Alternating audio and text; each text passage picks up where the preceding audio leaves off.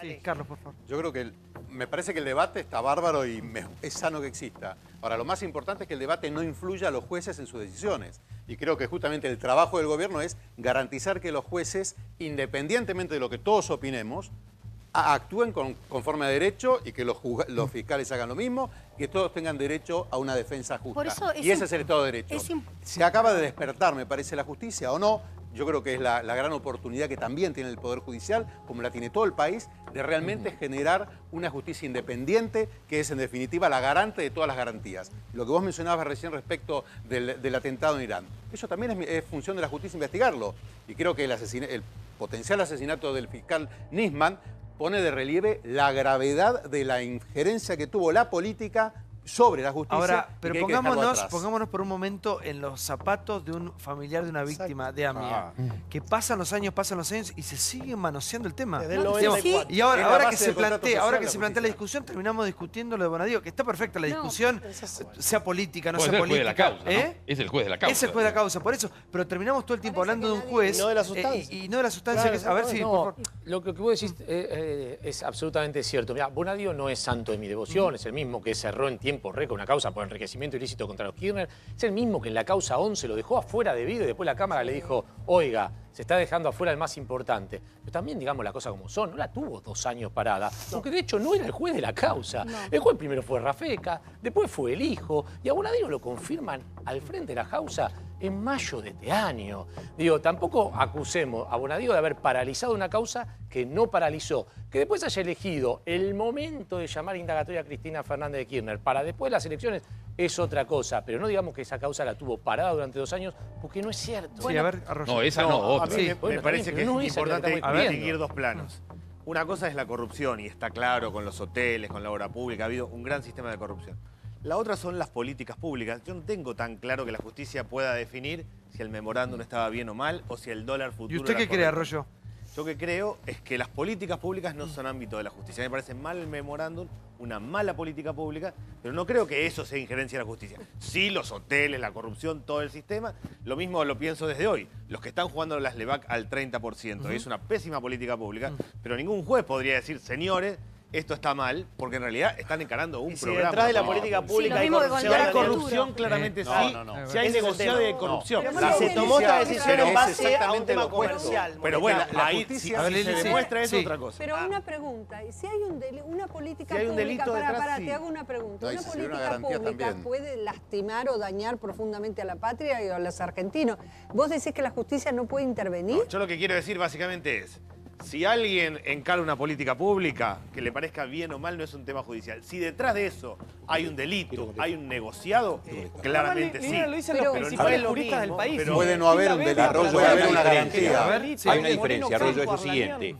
Si la idea del gobierno de Cristina Fernández de Kirchner con este memorando era que los iraníes que podían estar involucrados en el atentado comparezcan ante la justicia, ¿por qué entonces, en lugar de poner a todos los iraníes que estaban involucrados, pone solamente a los que tenían la alerta roja? Esto implica que no era el interés, un error político para hacer tal cosa, sino que efectivamente la idea era poner a los 5 que solamente tenían la alerta roja y a los otros no lo puso. Eso en sí mismo está indicando que ahí hay una intención que no pasa porque comparezcan los iraníes, sino que 5 personas queden sin la alerta roja. Esto que se dijo de lo de Noble lo que dice es cierto. Él dice que nunca Timerman le pidió que se saquen, y eso es cierto, y también es cierto que Argentina tampoco lo pidió. Pero también es cierto que la única manera de que eso podía funcionar, y por eso Timerman no lo pide, es que tenía que haber estado firmado por Irán. En el mismo momento que lo firme Irán, caen automáticamente. Acá Pero el punto 7. hay un punto previo a todo esto. A ver si alguien me lo puede explicar acá. ¿Qué hacíamos nosotros negociando con Irán? Claro, Ese es el delirio. ¿Cómo llegamos a ver ¿Qué cambió? ¿Qué cambió? llegamos a Irán? No, sería bueno que alguno esto. explique eso. Sí. ¿Por qué dimos este giro brutal cuando Néstor estaba en contra? Pero cuando Cuando ella Cristina estaba hace en este contra giro también, brutal. porque ella también estaba en Claro. contra. Yo también estuve en Estados Chávez. Unidos. Bueno, Fue Chávez. Chávez le Fue pidió. Chávez. Pero Chávez no es O nuestro. sea, Era nuestro. En aquel momento era Pero nuestro. para influir en la claramente política nuestra. Claramente Argentina se fue aislando, y sus amigos internacionales eran fundamentalmente Venezuela, y por ende los aliados también de Venezuela, que era en este caso Irán.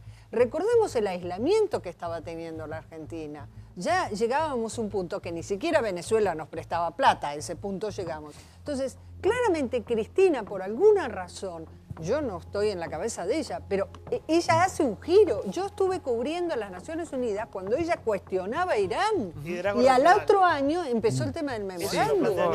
La otra pregunta que habría que hacerse es si estoy totalmente de acuerdo con que Irán, por ejemplo, es un país petrolero, rico, etcétera, un país aislado como estaba el nuestro en este momento, necesitaba aliados. Ahora, el precio tiene que ser... ¿No había otra cosa para ofrecer en esa alianza que tapar lo de la causa AMIA? ¿No había otro...? Sí, Diego. Sí, en realidad hay como varios frentes abiertos de discusión. Lo que pasó con la AMIA y con la embajada queremos saberlo, obviamente, que se sepa la verdad. Cuál ha sido el rol de los distintos gobiernos, aún el del kirchnerismo con Cristina, que fue el último, por lo menos que está ahí ahora está investigado con el memorándum, con todo lo que venimos discutiendo. El rol de Bonadío, que es otra cuestión, que tiene que ver con la causa. En esto se mete en el medio Nisman en base a la causa y la muerte de Nisman. Digo, son muchas cuestiones que todavía no resolvimos los argentinos en cuanto a verdades y a culpables responsables. Ahora, lo de Bonadío, que es lo último que estamos discutiendo y también parte del informe, queda claro que la intención es ver a Cristina presa, por una forma o por otra. Es ver a Cristina presa. La de Bonadío estoy diciendo. Lo que sí me llama la atención, que es diferente a esto que decía bien Gustavo, no digo que la haya dilatado, que haya estirado, que haya cajoneado la investigación, pero sí que los tiempos que antes mencionaba sirven, que los tenemos que discutir. ¿Por qué? Si ya tenía esta causa y lo tenía todo tan claro, de acuerdo dice el expediente, ¿por qué no lo hizo 30 días antes? Ahí está la intención. Porque que tampoco... hizo un doble golpe. Sí. Por un lado, pidió la preventiva para Cristina que... menos mal que tenemos a la Cámara también, que es la que va a revisar el fallo y que probablemente sí confirme la del resto de las preventivas, pero hay dudas acerca de lo que va a suceder con la cuestión de Cristina, con la preventiva hacia Cristina, ahí en tribunales. Digo, por un lado está eso, pero por otro lado el otro golpe que pegó es hacia adentro del macrismo y del oficialismo. ¿Por qué? Porque estamos en el momento en el que el oficialismo estaba buscando aliarse con un PJ totalmente segmentado para lograr, digamos, votar las reformas que se propuso votar. Yo en realidad creo, María Julia, que el gobierno no quiere ver a Cristina presa y por eso lo dijeron que tiene que esperar ahora. El gobierno no puede aliarse, no puede unificar una oposición que estaba fragmentada cuando hay un golpe tan fuerte como que haya una preventiva mal pedida hacia quien ha conseguido la mayor cantidad de votos, le guste o no le guste a Pichetto, de ese espacio. Por más que antes del pedido de la preventiva, Pichetto había sido muy categórico en relación a cuál iba a ser el rol aislado de Cristina en el Senado. Digo, lo que hace de alguna manera es proponer o plantear una posible unificación de una oposición que le servía más al gobierno fragmentado. Entonces, para mí es un doble golpe. Un golpe hacia el gobierno y un golpe también hacia Cristina. ¿Al gobierno le es totalmente funcional este show judicial que estamos viendo hace rato, muchachos? Le acaban de sacar 900 pesos por mes a los jubilados. Este es el debate. Este es el debate que están ajustando hacia los jubilados. Pero lo que 100.000 más millones quiere el gobierno es sacar la ley. Y se está yendo por año 200.000 millones en Levax. Esta es la patria financiera. Pero, Camilo, y la única forma para preguntita. sostener estas transformaciones que está haciendo este gobierno hace 2 años es con un show judicial de un escenario de traición a la patria. Pero Camilo, yo te hago una pregunta. ¿El juez tenía que intervenir o no? A ver, que si no, yo no entiendo. Ni Moreno Campo, ni Arlanión dice que esta causa es un delito. Es como decía Arroyo, pero vos crees que, te hago una pregunta. Que te puede gustar o no. Si el juez tiene evidencias, pero si el juez tiene... Oíme una pregunta.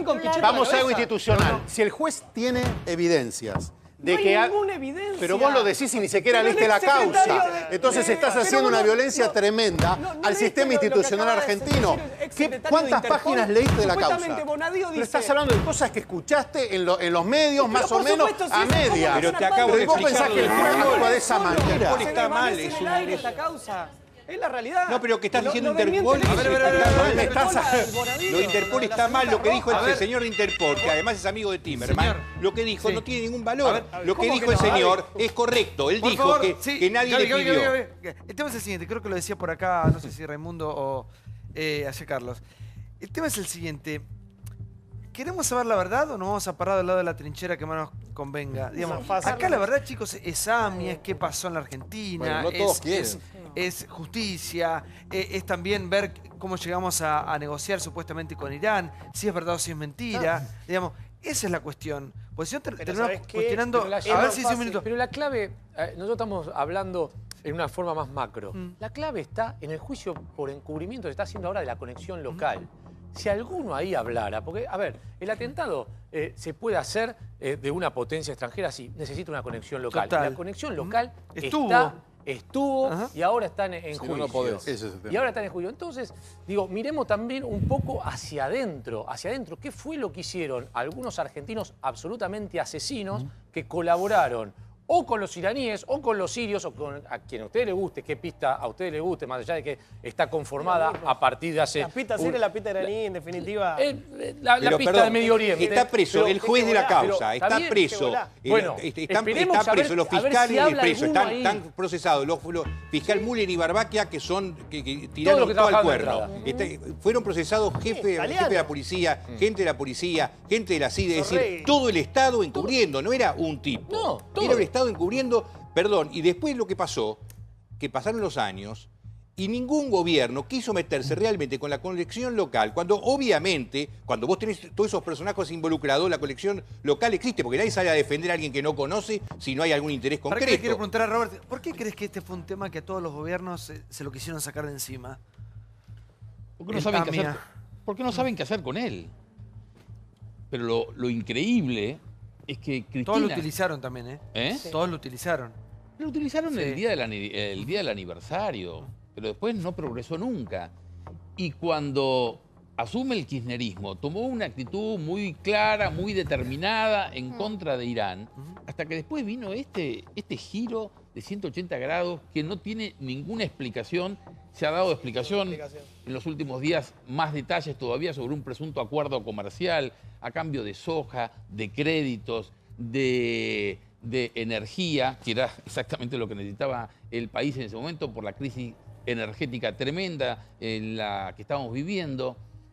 Bueno, yo creo que lo importante, acá se ha dicho, lo importante, yo lo escribí el sábado, que si algo le agradezco a Bonadío es que hemos vuelto a discutir sobre este memorándum que le entregaba a Irán los acusados del atentado y le decía a Irán, Irán, por favor, ¿por qué no juzga usted a estos iraníes que son los acusados del atentado? Una barbaridad.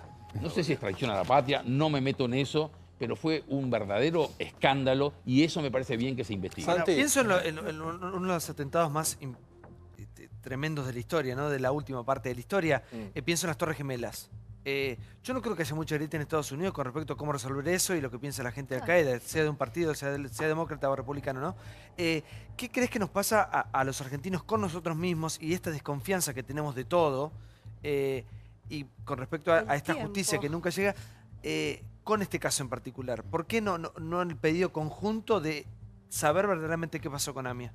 Porque uno de los problemas estructurales que tiene la Argentina es su justicia y el involucramiento de la política dentro de la justicia. Con una justicia independiente y con una justicia profesional, no solamente independiente, profesional. ¿Vos viste lo que pasó en el departamento de Nisman horas después de haberse encontrado el cadáver? Estaba la jueza pisando la mancha de sangre. Pero Carlos, ¿vos crees que con una justicia hoy en la Argentina profesional y que este gobierno que estamos haciendo un balance tiene que hacer una reforma judicial urgente? Porque si no siempre vamos a caer en esto. ¿Ustedes creen? Les hago una pregunta. ¿Ustedes creen que en el caso puntual de Nisman, que es algo muy fresco y muy cerca y que tiene una cantidad de encubridores en los medios brutales haciendo creer que fue un suicidio, vos crees que si la justicia fuera seria y dice Nisman no se mató, lo mataron, toda la sociedad lo creería?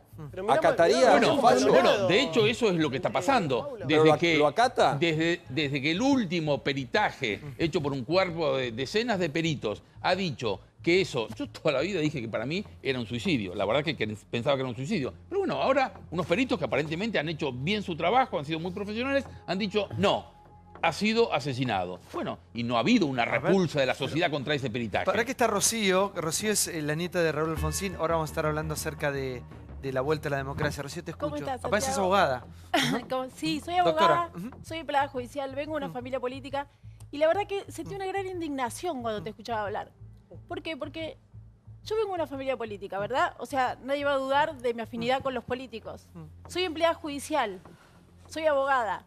Pero cuando te escucho decir es un problema estructural de la justicia, siento una indignación tan grande o siento que como si hubieras vivido en otro país todos estos años. Porque, ¿vos te acordás que la causa AMIA?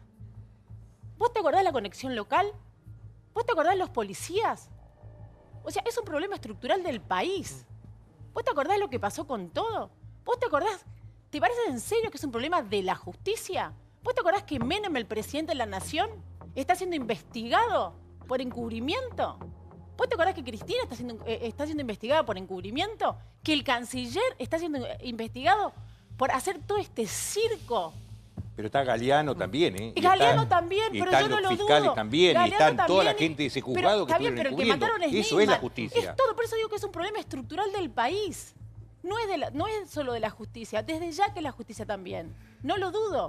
Pero es la política a que a los jueces, porque ahora también está de moda decir 7.000 pesos es mucho, pero es la política, y lamento decirlo porque yo amo la política y vengo de una familia política, pero también es parte de la política y de muchos sectores, y también de algunos que, digamos, son cómplices, que, uy, sí, qué barbaridad, 7.000 pesos es mucho, pero a los jueces que son corruptos, no los mandan al Consejo de la Magistratura a echarlos, les dan la jubilación para que se callen la boca y los mandan a la casa y le pagan 300.000 pesos, y después nos dicen que 7.000 es mucho.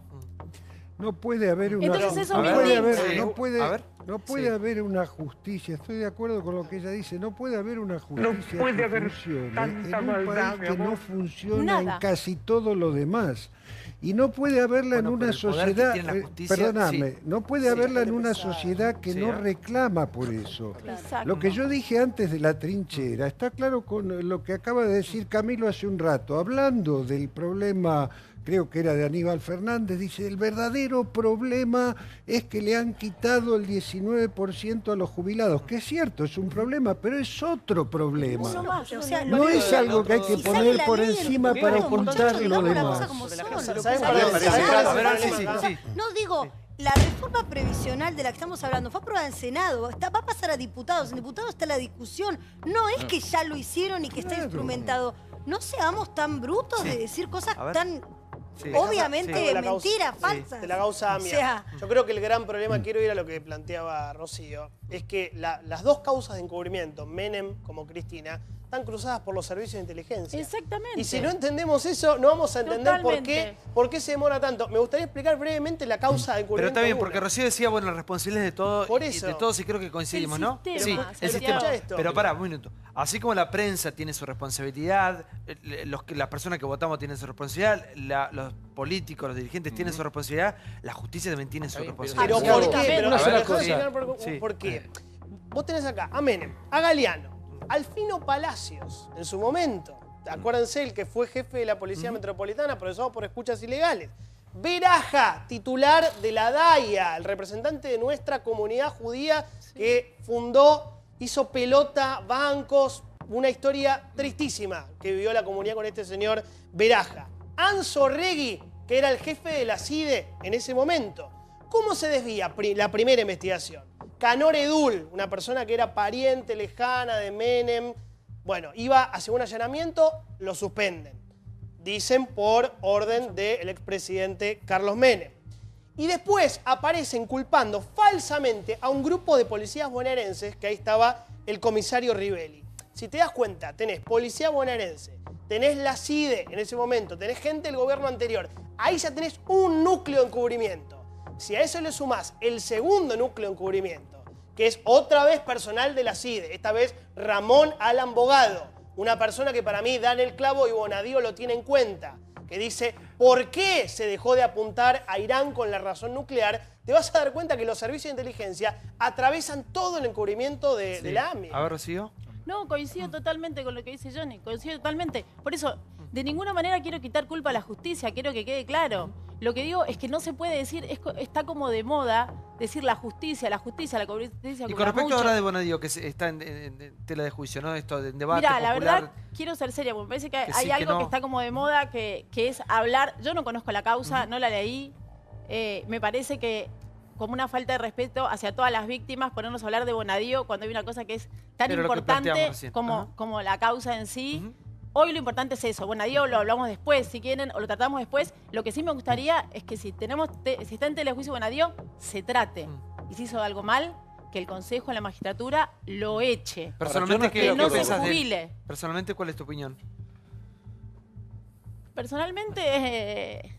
tengo mis reparos, no tengo un juicio de valor hecho determinante. Tengo mis reparos, ¿doctor? La verdad. No, convengamos... No en esta causa en particular, ¿eh? En esta causa creo que actúa bien. En general, y no me puedo olvidar de algunas otras cosas de Bonadío, sinceramente, las recuerdo. Sí, convengamos que no es cierto, lo de esta investigación no es solo un tema de la justicia. El tema es, ¿había realmente voluntad política de buscar quiénes eran los culpables de esto? El Estado, si hubiese querido hacer eso, tenía un remedio para hacerlo. Teníamos un Estado no colaborativo, que era Irán, y lo que se ha llegado en algunos casos parecidos a este es que el juicio se haga en un tercer país, se puede garantizar salvoconducto a los acusados para que vayan a declarar. Eso si se hubiese querido solucionar. Lo que pasa es que acá no se quería solucionar el tema y por eso se les ocurrió una defesio como tal que tenga que ir un juez argentino a tomarle declaración a los acusados en Irán. ¿Y qué iba a hacer el juez argentino? ¿Que después los iba a mandar detener en Irán? Era un disparate. No volvía más. Sí, pero... Tenemos un informe preparado por los 34 años de la democracia. Sí, a 34 años de la vuelta de la democracia. Pasaron 34 años de aquel día y los argentinos estamos como nos ves. Con estos índices de pobreza que conocemos, discutiendo cosas que deberíamos haber resuelto hace tantos años, pero aquí estamos, sin perder las esperanzas. 34 años de esto. Mira. Desde 1983 hasta el presente, una situación inédita en el país. Un gran poder para el pueblo que conlleva una gran responsabilidad. 34 años de democracia. Democracia con la que se vota, pero también democracia con la que se come, con la que se cura y con la que se educa. Condenando al teniente general Jorge Rafael Videla. Felices Pascuas, la casa está en orden y no hay sangre.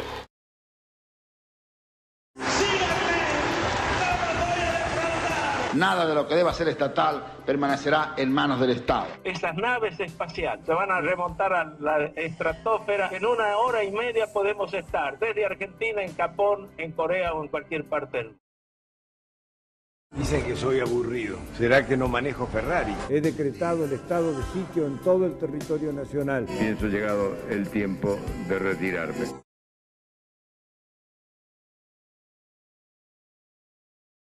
El que depositó dólares recibirá dólares. Vengo a proponerles un sueño. Darí, ¿por qué estás tan nervioso? La compañera Coraje se me caen lágrimas. No solo porque la amo, sino porque la admiro. Yo denomino los piquetes de la abundancia. Mi voto no es positivo. Si así lo requiere, que Dios, la patria y Él me lo demanden. La verdad que en el 2015 yo quiero ser jueza. ¿Para qué, presidenta? Una cautelar, firmar y qué me importa lo que vota la gente. Y hoy estamos acá, a punto de empezar una etapa maravillosa de nuestro país. Les prometo que cada día vamos a estar un poco mejor. Entiendo que esta tarea no se agota en 4 años, que uno tiene que estar abierto, que de golpe sigamos para 8, pero falta mucho. Todos los días deberíamos ver esto. Está Elba Roulette, ex vicegobernadora de Buenos Aires entre el 83 y el 87. ¿Cómo le va, Elba? Muy bien. Le escucho. ¿Qué sensaciones le pasaron por el cuerpo? En primer lugar, 34 años de intentar construir una democracia. Es una celebración. pero lo estamos intentando y con muchos tropiezos. Esto que acabamos de ver creo que es clarísimo en ese sentido y tiene que ver seguramente con nuestra naturaleza de argentinos. Somos muy complicados los argentinos. Yo he vivido en otros países y la verdad es que cada vez que veo la realidad argentina y la comparo, me cuesta entender por qué creamos tantos obstáculos, por qué jugamos tanto contra nosotros mismos. ¿Y por qué cree que pasa eso, Elba? Y bueno, creo que tenemos una actitud de confrontación permanente. Este es un buen ejemplo de eso, ¿no? Acá en general, como lo dijeron hace un rato, en vez de estar analizando un problema, estamos viendo quién le hace una acusación al otro. Y eso es muy grave. Pero una cosa es el disenso, que está buenísimo, pueden salir grandes ideas, y otra cosa es esto de considerar enemigo. Ahí es donde cambia la cosa. Ese es el punto. Y justamente a propósito del disenso y de la búsqueda de consensos y del diálogo, quiero citar a Alfonsín. Él con respecto al tema que trató Rocío, solía decir siempre que la Argentina vive al borde de la ajuricidad. Ajuricidad. Sí. Y yo creo que es cierto. Hay muchísima gente que está constantemente haciendo pequeñas transgresiones. Eso creo que es casi universal dentro del universo argentino. Por otro lado, esta actitud que tenemos de estar siempre confrontando con el otro en vez de sentarnos a razonar, a tratar de analizar las cosas con espíritu crítico, pero con actitud creativa, tratar de buscar entre los desacuerdos que son creativos, los consensos. Claro, porque del disenso salen las grandes ideas. De eso salen las grandes ideas, trazando puentes para una idea en común. Pero acá parece que... No confiamos en los consensos. No, todo está mal, digamos. Lo que opina el otro está mal, porque si piensa o si pertenece a otro partido político, es mi enemigo. Quiero que muera, quiero que explote todo. Yo creo que hay mucha gente que... Bueno, creo que al bando que ha ocupado, nunca creo que este país salga adelante. ¿Y sabe lo que le quería preguntar con respecto a esto? No podemos, a 34 años de la vuelta de la democracia en la República Argentina, que haya 1 de cada 3 argentinos que vivan en la miseria. Bueno, eso es un fracaso muy grande, efectivamente. Y es una de las cosas que tenemos que tener como prioridad absoluta, porque una sociedad no puede ser sana, pero no puede ser tampoco democrática, si todos los ciudadanos en general no tienen por lo menos un mínimo de posibilidades de desarrollarse como personas, tener trabajo, tener alimentos, tener salud, tener educación. Respecto a la educación es un punto muy importante, creo que tenemos que poner el acento muy seriamente en eso, no solamente mirando hacia el futuro y una preocupación que es en este momento muy conversada y muy generalizada, que es cuál es el educando que tenemos que formar mundo, para lo que nos está deparando el futuro. Tenemos una cantidad de iletrados, hoy mismo están las cifras en los diarios, tenemos el 35% de iletrados en el país, eso es gravísimo. Y esas son las cosas en las que hay que poner el acento. Por eso ¿qué le diría a la dirigencia actual, usted que ya pasó por ese lugar? Ustedes hicieron lo suyo en un momento muy importante de la historia, muy delicado. ¿Qué le diría a la gente, a los gobernantes, a los dirigentes que están actualmente? Bueno, una cosa que quiero señalar es que el presidente Macri puso en primer lugar la lucha contra la pobreza. Y eso me parece que está justamente atacando el punto del cual yo estoy hablando. Me parece sumamente importante. ¿Y los resultados que no llegan, no la preocupa? Los resultados que no llegan no pueden llegar... mire, justo antes de venir acá y haciendo tiempo, estaba escuchando al... El responsable del Observatorio de la UCA. Sí. De la UCA. De la UCA, sí, que estudia la pobreza. Y él justamente decía, va a ser imposible para esta gran cantidad de pobres que tenemos, y que es una pobreza que no solamente se manifiesta en el hecho de que tienen bajos ingresos o no tienen ningún ingreso, no tienen educación, no tienen vivienda, no tienen aseguradas las mínimas condiciones de una vida digna. De manera tal que el tratar de resolver eso, cuando tiene una magnitud tan grande, tampoco es una cosa que se puede lograr de hoy para mañana. ¿Y cómo llegamos hasta acá, Elba? Bueno, llegamos hasta acá, yo creo que porque tenemos un país que ha venido decayendo a lo largo del tiempo hasta llegar a una situación como esta, partiendo de un país que en el año 30 era el 7º u 8º país del mundo, con cualquiera de los indicadores que se tuvieron en cuenta. Increíble. Sí, por favor, Rocío. Menos el de la pobreza. Sí. Para que hablamos ya con tu apellido, ya sos parte de la historia, sí, Alfonsín, nada más y nada menos. A 34 años, sí. ¿Qué decirte?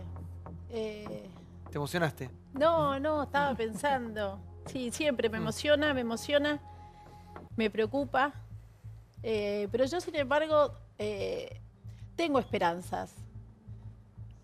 Sin perjuicio de que en realidad la pobreza ha ido creciendo, creo que de alguna manera todos llegamos a un momento en el que nos dimos cuenta que así no se puede.